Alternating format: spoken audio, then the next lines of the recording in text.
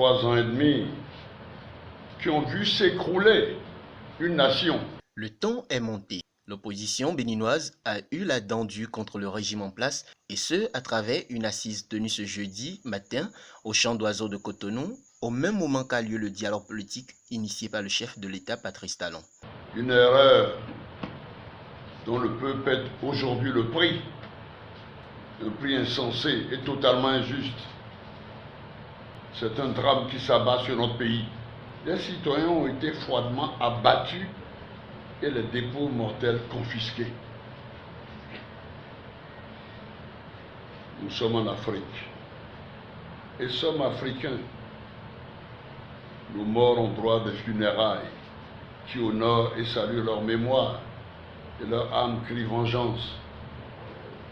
Cette assise rassemble des leaders politiques tels que Candidat Azanaï, Guy Tokwe, Nicéphore Dieudonné Soglo, pour ne citer que ceux-ci. Pour Nicéphore Dieudonné Soglo, président du comité de la résistance, le dialogue politique initié par le régime en place est exclusif. Les derniers événements intervenus au Sénégal et au Cameroun envoient un signal fort à Patrice Talon et lui interdisent de faire la sourde oreille.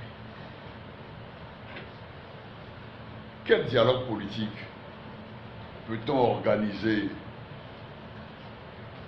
pendant que nos compatriotes sont contraints à l'exil? Quelle est cette plaisanterie qui a lieu actuellement? Quel dialogue politique peut-on organiser pendant que des compatriotes croupissent en prison pour délit d'opinion? Quel dialogue politique peut-on organiser alors que notre Assemblée nationale est devenue un lieu souillé du sang de nos compatriotes? Quel dialogue politique peut-on organiser pendant que Patrice Talon continue de contraindre nos concitoyens à l'extrême précarité? La situation économique de notre pays est dramatique.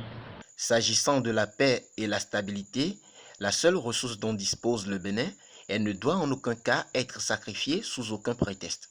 Non pas des immenses ressources géologiques dont regorgent certains pays, mais de son histoire, une fierté reconnue et saluée de par le monde. Que reste-t-il de cette histoire, de cette richesse qu'aucun sous-sol ne peut produire? Des exigences ont été formulées à l'endroit du régime de la rupture pour une véritable sortie de crise. La résistance nationale, résolue à combattre quoi qu'il en coûte la déliquescence des valeurs qui font de la République, rejette catégoriquement ce scénario imaginé par Patrice Talon pour se donner du souffle, et aucun dialogue n'est envisageable sans les préalables qu'il connaît parfaitement et qu'on lui répète. La reprise des élections législatives pour donner la parole enfin au peuple et lui permettre de choisir ses représentants. L'amnistie générale de tous les exilés et détenus politiques. La restitution des dépouilles mortelles de nos compatriotes assassinés à leurs familles respectives, afin de leur permettre de faire le deuil des disparus. La réintégration sans délai dans leurs fonctions des 503 enseignants abusivement suspendus. La liberté d'un frissonnant